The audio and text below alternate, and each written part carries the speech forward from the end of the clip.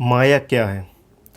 माया जो है, लोग कहते हैं 4 दिन की ज़िंदगी है। जो कुछ भी आसपास फैला है, जो भी हम मटेरियल रूप में देख रहे हैं, मटेरियल वर्ल्ड है, वो सब माया है। वो सब माया के अंतर्गत आता है। और हमारे हिंदू धर्म में माया को क्या बोला गया है? मिथ्या बोला गया है। जगत मिथ्या है और पूरा जगत ही माया है।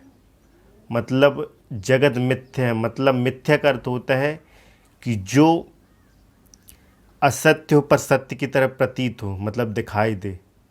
जो ना हो पर होते हुए दिखाई दे, मतलब जिसका कोई एग्जिस्टेंस नहीं है पर फिर भी वो ऐसा लगे कि वो चीज़ है। ना होकर भी जो चीज़ लगे कि है, मतलब उस स्थिति को कहते हैं मिथ्या।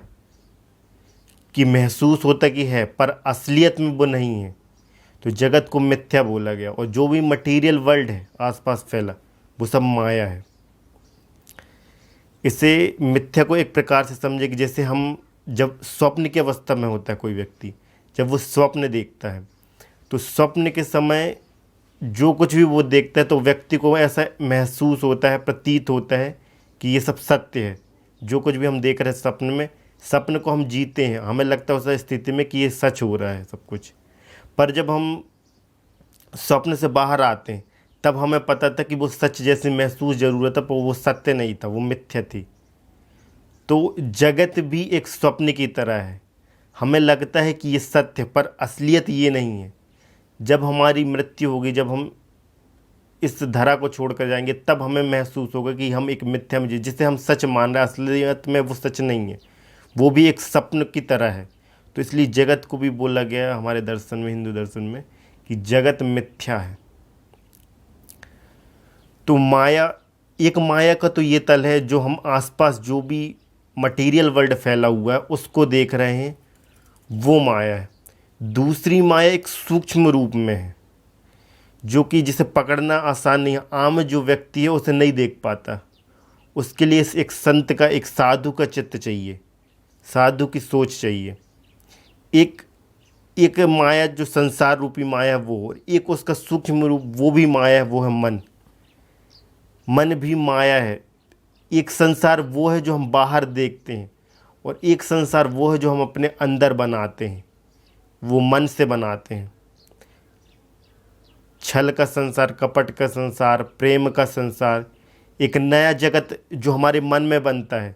लोगों के प्रति एक अलग, जो कुछ भी हम विचार रखते हैं वो अलग, एक हमारे अंदर मन में एक संसार चलता रहता है, वो भी माया है। माया का सूक्ष्मतम रूप है। वो तो माया है ही, जो भी हम महसूस कर रहे हैं, क्योंकि हम माया के अधीन हैं। मायापति जो ईश्वर को बोला गया है, उसकी माया के हम वशीभूत हैं। उस माया से हम कब बाहर जाएंगे? जब हम स्वयं माया के मायापति हो जाए, मायापति में मिल जाए, मतलब ईश्वर रूप हो जाए, तब ही हम माया के ऊपर जा सकते हैं। तो संसार तो माया है ही। हम, यदि कोई व्यक्ति सोचे कि वो माया से, मतलब संसार तो माया है ही, सोचे कि वो माया से अलग हो जाए, माया से छूट कर चले जाए, तो वो संभव नहीं है। एक संत व्यक्ति, जब व्यक्ति संत की अवस्था पर होता है, तो एक व्यक्ति, यदि जो व्यक्ति संसार को, घर को छोड़कर त्याग कर दे, यदि वो सोचता है, ये संसार उसके बारे में सोचता है कि उसने माया का त्याग कर दिया, पर वो भी माया के अधीन है, क्योंकि उसे भी भूख सताएगी, उसे भी नींद आएगी। तो जो व्यक्ति गृहस्थ जीवन में रह रहा है, जो संसार के बीच में रह रहा है, वो तो माया के अधीन है ही। पर जो सोचता है कि मैं संसार को छोड़कर हिमालय में चले जाऊं या पर्वत में चले जाऊं, तो वहाँ पे मैं संसार से दूर हो गया, मतलब माया से दूर हो गया, नहीं, माया उसके ऊपर भी काम करेगी। वो वहाँ जाकर भी एक नया संसार गढ़ लेगा, वहाँ जाकर भी उसके आसपास का माहौल वो भी एक संसार बन जाएगा। तो माया से छुटकारा संभव है ही नहीं, जीते जी। माया से वो ही दूर हो, मतलब माया के ऊपर वो ही उठ पाता है जो मृत्यु को प्राप्त हो चुका है, जो इस जगत में नहीं, क्योंकि इस जगत में जो कुछ भी है वो सब माया है और माया के अधीन है। माया से ऊपर जाने के लिए दो अवस्थाएं हैं। दो अवस्थाओं में ही माया के ऊपर उठा जा सकता है। दो ही लोग हैं जिनको पर माया का प्रभाव नहीं पड़ता है। एक जो सशरीर नहीं है, मतलब शारीरिक अवस्था में नहीं है, क्योंकि शरीर जब तक रहेगा व्यक्ति माया के अधीन रहेगा। उससे भूख लगेगी, प्यास लगेगी, निद्रा आएगी, उसे चीज़ें, मौसम, अनुकूलता, प्रतिकूलता, वातावरण, ऋतुएं जो सब प्रभावित करेंगी सशरीर। तो जो जगत को छोड़ मृत्यु की अवस्था में हो वो माया के अधीन नहीं है। दूसरा, जो व्यक्ति समाधि की स्थिति में पहुंच चुका है उसके ऊपर माया का अधिकार नहीं है। समाधिस्थ संत बहुत कम होते हैं जो समाधि की अवस्था में पहुंच गए। समाधि मतलब अंतिम अवस्था जिसमें व्यक्ति संसार से कट जाता है, वो ध्यान की अवस्था होती है। तो दो ही अवस्था है जो, क्योंकि हर व्यक्ति माया के अधीन है। जिनको अपन संत समझते हैं, साधु समझते हैं, अपन समझे कि वो माया से ऊपर उठ गए, नहीं, माया उनके ऊपर भी काम करेगी।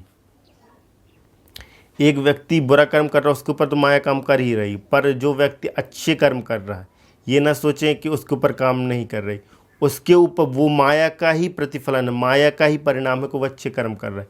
कि मैं अभी कर्म करूँगा ये माया कह रही है, तो मुझे पुण्य लाभ अर्जित होंगे, तो मुझे अच्छी सदगति होगी। ये माया के ही लक्षण है, गुण हैं। तो भक्ति वो मार्ग है जिससे माया से ऊपर उठा जा सकता है, क्योंकि जो ईश्वर मिल गया वो ईश्वर हो गया। तो माया से उठने के लिए मायापति होना पड़ेगा। तो मायापति की शरण होने, जब उनकी कृपा होगी तब ही माया से मुक्ति है। मायापति अर्थात हरि नारायण।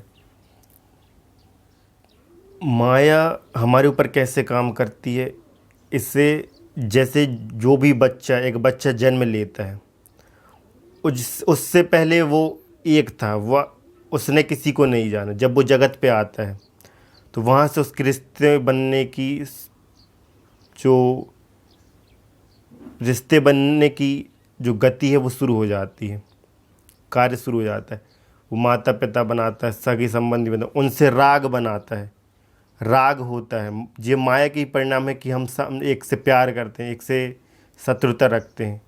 तो माया का जाल व्यक्ति के ऊपर चढ़ता जाता है, माया के अधीन होता जाता है व्यक्ति। और हम ज्ञान के प्रति उतने जागरूक नहीं होते, हम जानना नहीं चाहते सत्य क्या है, सत्य के प्रति प्रेम नहीं रहता हमारे अंदर। माया के परिणामवश जो कुछ भी करते हैं वो सब, जो भी व्यक्ति कुछ करता है वो माया के अधीन होकर ही कर रहा है। माया ही उसे धन के पीछे दौड़ाती है कि वो धन प्राप्त करे, धन अर्जन करे जीवन में। माया ही पद लालसा दिलाती है, माया ही सभी प्रकार के उपभोगों के लिए व्यक्ति को आतुर करती है। माया ही कहती है कि ये मेरे बच्चे हैं, ये मेरे से प्यार करते हैं, और माया के अधीन ही ये पूरा जगत कार्य करता है। माया इतनी सूक्ष्म है कि हमें समझ में नहीं आती, उसकी सूक्ष्मता, उसे बारीकी से देखना पड़ता है कि ये माया कैसे काम कर रही है।